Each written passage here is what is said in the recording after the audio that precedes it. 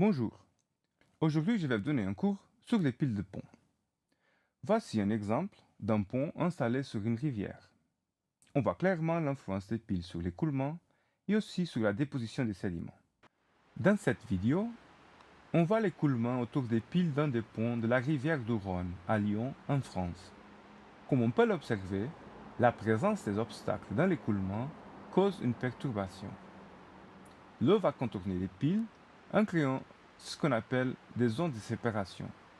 Ces zones de séparation causent un effet de réduction de la section initiale disponible pour l'écoulement. Le rétrécissement de l'écoulement provoque une perte de charge en amont. Les tourbillons se forment par l'interaction avec les piles et une perte d'énergie additionnelle se donne avec l'expansion de l'écoulement à l'aval. L'ingénieur doit tenir en compte ces effets pendant ses calculs hydrauliques. Pendant ce cours, on va voir quelques exemples pratiques des piles de pont installées sur le milieu fluvial. Après, on verra en détail comment les piles de pont influencent les écoulements et la morphologie des cours d'eau. Et finalement, on verra des exemples de calculs hydrauliques. On commence par quelques exemples. Voici le cas que vous avez vu au début de la leçon. Cette pile de pont est installée dans une rivière à faible pente, où les sédiments sont surtout fins, comme des siltes et du sable. L'existence des piles de pont provoque, comme j'avais dit avant, une perturbation de l'écoulement avec une réduction de la section et par conséquent une augmentation du niveau d'eau en amont. Cette augmentation du niveau d'eau provoque la diminution de la vitesse de l'écoulement, ce qui induit la déposition des sédiments transportés par l'eau. C'est le cas évident sur la berge gauche de cette rivière. Ici, on a un autre cas d'un pont avec ses piles installées dans le milieu aquatique. Ces cas exigent une étude approfondie sur les modifications que les piles de pont font sur l'écoulement et ainsi déterminent comment ces structures se constablent au cours du temps.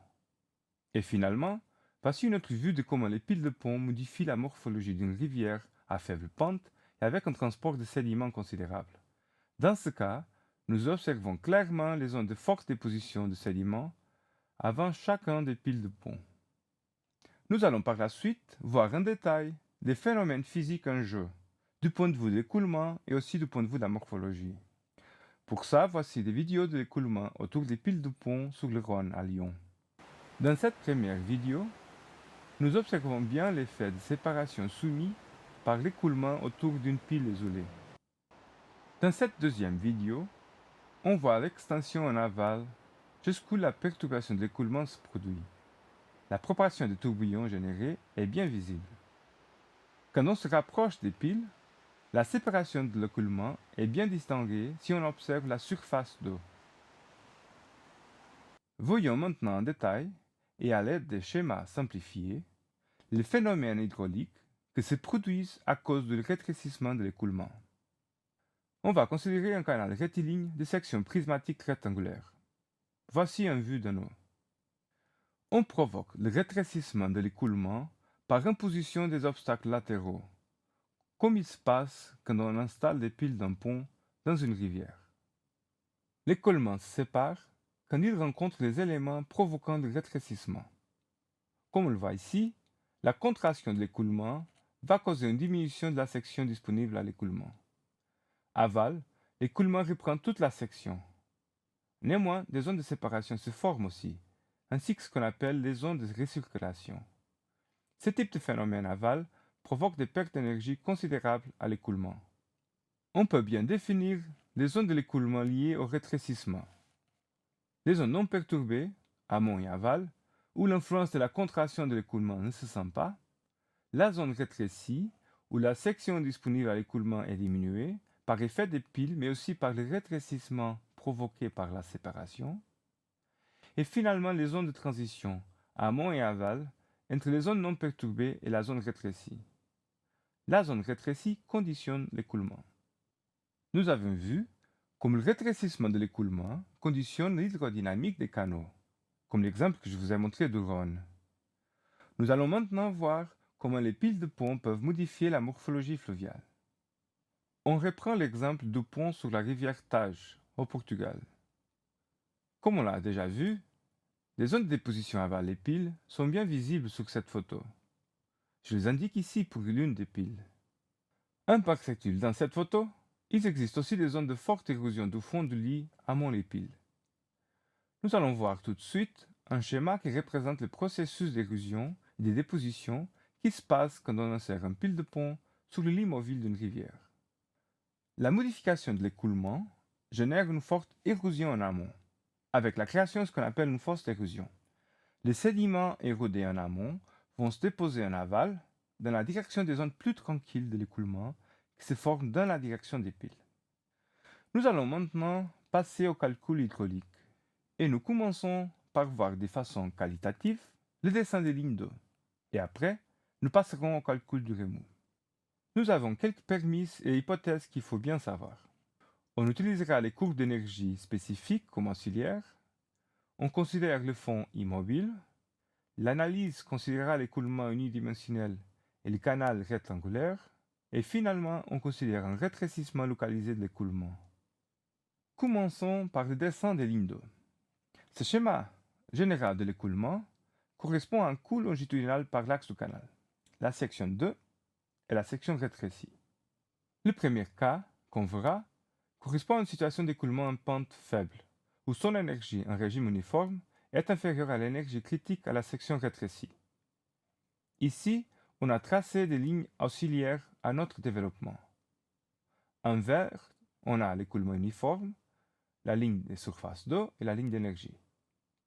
En rouge, la ligne de surface d'eau et la ligne d'énergie pour l'écoulement critique. D'une manière préliminaire, nous observons déjà que l'écoulement n'aura pas d'énergie spécifique suffisante pour traverser le rétrécissement. Il aura sûrement un changement de régime.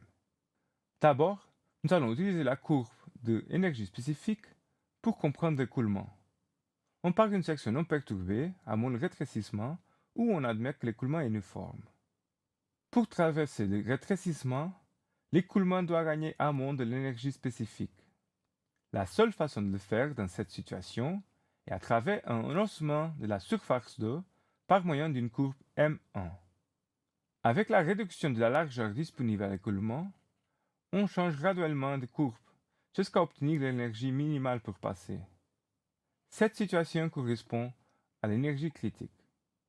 À partir d'ici, l'écoulement est torrentiel et revient à sa courbe initiale avec l'élargissement de la section. L'écoulement arrive à la fin de la contraction avec un excès d'énergie spécifique par rapport à la section non perturbée.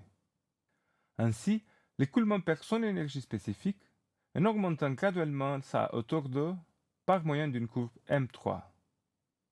L'écoulement devient instable et un réseau s'engendre. Un nouveau changement de régime se produit, cette fois-ci de torrentiel à fluvial par moyen d'un réseau. Ce changement de régime n'est pas graduel. Je vous présente maintenant ce qui arrive sur l'écoulement en parallèle à l'interprétation de la courbe d'énergie spécifique. En amont, on considère l'écoulement uniforme.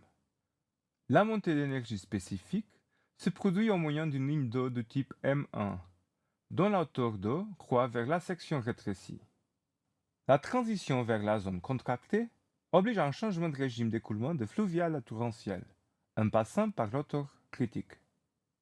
Après la zone contractée, une augmentation de la hauteur de l'écoulement se produit par moyen d'une courbe de type M3. Maintenant, on sait qu'un réseau se produit pour le passage de l'écoulement torrentiel de nouveau à fluvial. Pour déterminer la position de ce réseau, on dessine la ligne des hauteurs conjuguées. L'intersection de la ligne des hauteurs conjuguées avec la ligne qui définit le régime uniforme donne la localisation du réseau. Et voici le résultat final, où la ligne d'eau est schématisée en parallèle avec le tracé de l'écoulement sur la courbe qui établit la relation entre la hauteur d'eau et l'énergie spécifique de l'écoulement. Ces types d'écoulement de transition à travers un rétrécissement se dit dénoyé. Voyons maintenant le cas, encore pour une faible pente, mais où l'énergie de l'écoulement uniforme est supérieure à l'énergie critique de l'écoulement dans le rétrécissement. Nous allons faire le même exercice qu'on a fait pour le cas précédent. On utilise toujours la courbe d'énergie spécifique pour comprendre l'écoulement. On commence par considérer la section non perturbée, avant le rétrécissement, où on admet que l'écoulement est uniforme. L'écoulement en régime fluvial est contrôlé par aval. Pour passer la section rétrécie, l'écoulement doit gagner de l'énergie spécifique au moyen d'une augmentation de l'auteur d'eau, ce qui est fait par une courbe de type M1. Avec la diminution de la largeur de la section, on passe à une autre courbe sur le graphique qui correspond à la section minimale. En ce cas, l'énergie dont on arrive à la nouvelle courbe est supérieure à l'énergie critique de l'écoulement. Après la section rétrécie, on passe de nouveau à la courbe initiale et l'écoulement, contrôlé par aval, devient uniforme. Tous ces changements se donnent graduellement, sans changement brusque de régime de l'écoulement. Comme avant, je fais maintenant l'interprétation des changements d'écoulement sur la surface d'eau. La montée d'énergie spécifique amont se donne en moyenne d'une ligne d'eau du type M1. La montée d'énergie spécifique amont se donne en moyenne d'une ligne d'eau de type M1. Les transitions amont et après la section contractée se donnent graduellement sans que l'écoulement devienne critique. Aval, juste après la transition, l'écoulement est uniforme. Ce type d'écoulement de transition à travers un rétrécissement se dit noyé. Un ressaut ne prend pas place. Nous allons voir maintenant, de manière un peu moins détaillée, deux cas d'écoulement en pente forte. Le troisième cas correspond à une situation où l'écoulement uniforme a moins d'énergie que l'écoulement critique sous la section rétrécie. L'écoulement en amont est torrentiel et considéré uniforme. Pour gagner de l'énergie spécifique pour passer la section contractée, un ressaut se donne changeant le régime de torrentiel à fluvial. Après le ressaut, par moyen d'une courbe de type S1, l'écoulement continue à gagner de l'énergie jusqu'au rétrécissement. Dans la zone du rétrécissement, une transition graduelle passant par critique se donne. Après le rétrécissement, la hauteur est inférieure à la hauteur en régime uniforme. Une transition graduelle de la ligne 2 se produit avec une courbe de type S3, avec perte d'énergie spécifique jusqu'à la hauteur uniforme. Ce type d'écoulement de transition à travers un rétrécissement se dit dénoyé. On observe un changement de type d'écoulement. Voyons maintenant le cas pour pente forte encore, mais où l'énergie de l'écoulement uniforme est plus grande que l'énergie critique sur la section rétrécie. L'écoulement en amont est torrentiel et considéré uniforme. Avec le rétrécissement et l'élargissement, on change de courbe d'énergie, puis on revient à la courbe d'énergie initiale. Toutes ces transitions se font de forme graduelle.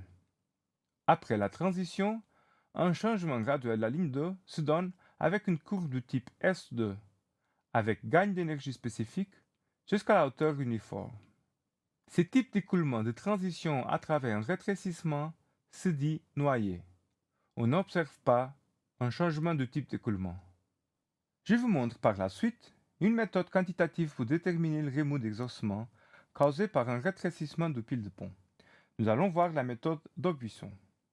Deux informations sont essentielles au calcul hydraulique: le type de pente du canal et la largeur de la section rétrécie. Les conditions d'écoulement de la section rétrécie déterminent le calcul hydraulique à faire. On reprend le schéma de la section rétrécie vue auparavant. Nous connaissons déjà qu'il existe des pertes d'énergie à la transition section amont-section rétrécie et encore des pertes d'énergie à la section du rétrécissement qui sont plus importantes.